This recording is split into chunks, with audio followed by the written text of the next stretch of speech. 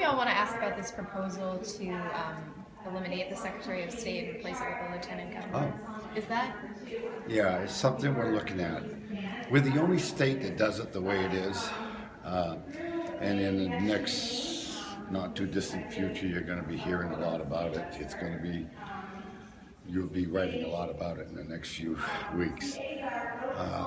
The system we're doing this, we have a system that is really not representing the people in the state of Maine. So my thought, and I'm talking about it with other governors and how it's working. What we're thinking we're going to go with is a publicly elected governor and lieutenant governor. I'm going to propose. And while the lieutenant governor is in place, rather than just have somebody hanging around in case something happens to the governor, he would serve as the Secretary of State. And then we have the Attorney General. And the reason it's not ready yet is because we're not sure whether or not we want to have an appointment process and have both houses confirm, or we want to go to general election. And we're leaning on general election at this point because I think the people should have a say in who their state attorney should be. So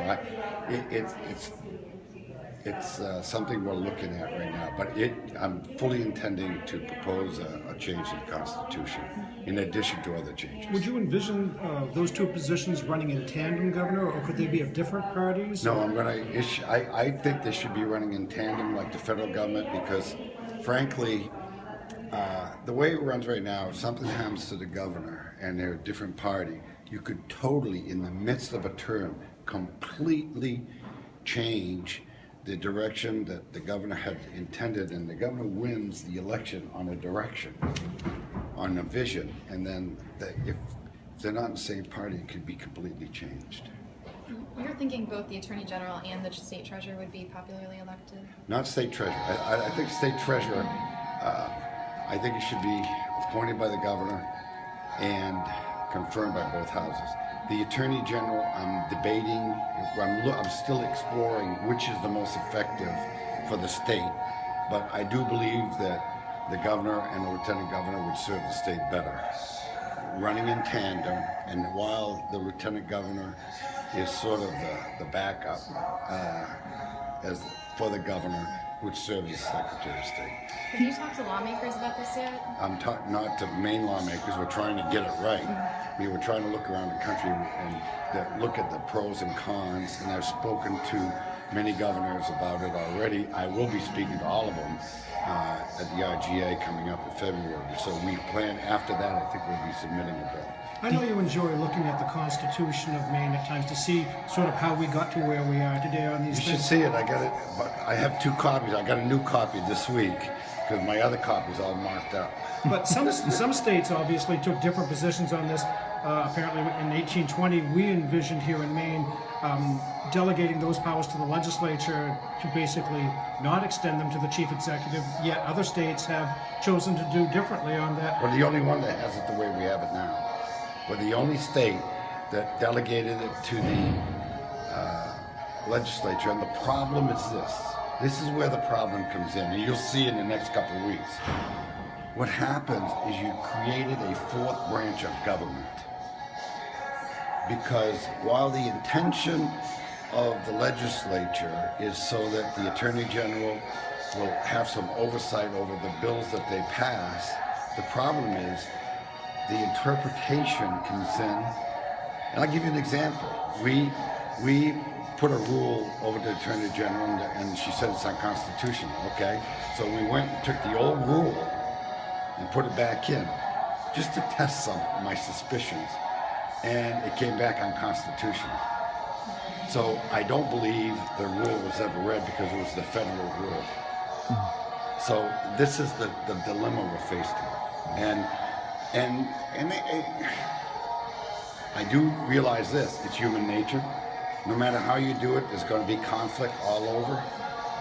There's always conflict. But right now, I have not, as a governor of the state of Maine, had legal representation since May of 2014. I've had to use my contingency account to pay for lawyers to represent me. I just think that's wrong.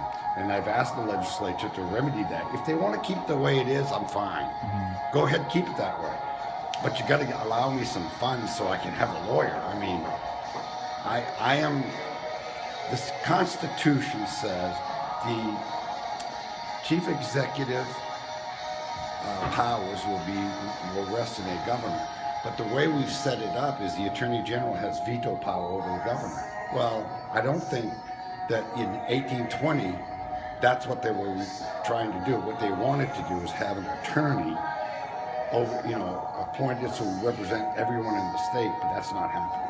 And that's really the impetus for the change, is this conflict that you've had. Well, it started out with that conflict, but then what I realized is we're the only one that does everything this way. We're the only one that elects it through the legislature with the executive branch not weighing in.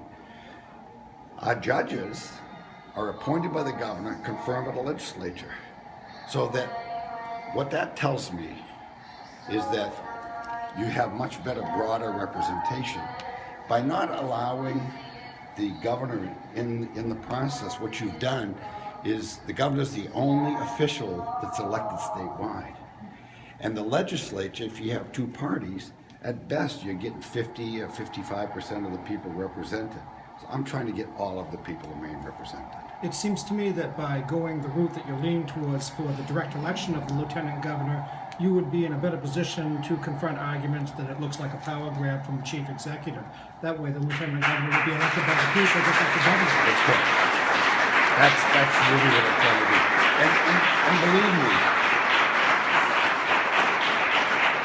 I am not very, very big on the politics of government. I really like to see the governance of government. That's why, if you look at our appointments to the bench, for instance, we go up and beyond the normal activity to really vet to make sure that we're trying to get the right people on the bench, and I don't care what party they are, because good people, there's good people all over the place, and they have different views, but good people are good people. And I presume you support Senator Cushing's bill that would make the direct election of Attorney General coterminous with the governor's office as well. Yeah, I haven't seen his bill. I'm not sure I'm on board yet because I haven't finished the work I'm doing with the other governors. I really think I think this is a very important decision, probably the most important decision and program we're going to take on in the 8 years we're going to be here, and I want to get it right. And all systems have goods and they have bads. This particular one, though, is really hurting Maine people because we have not had any legal representation. So I got to go out and waste money, really waste money, to go outside and find lawyers that people are over there.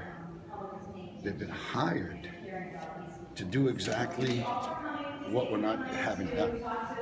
So we're concerned about that. Any idea when we'll see this proposal, this bill?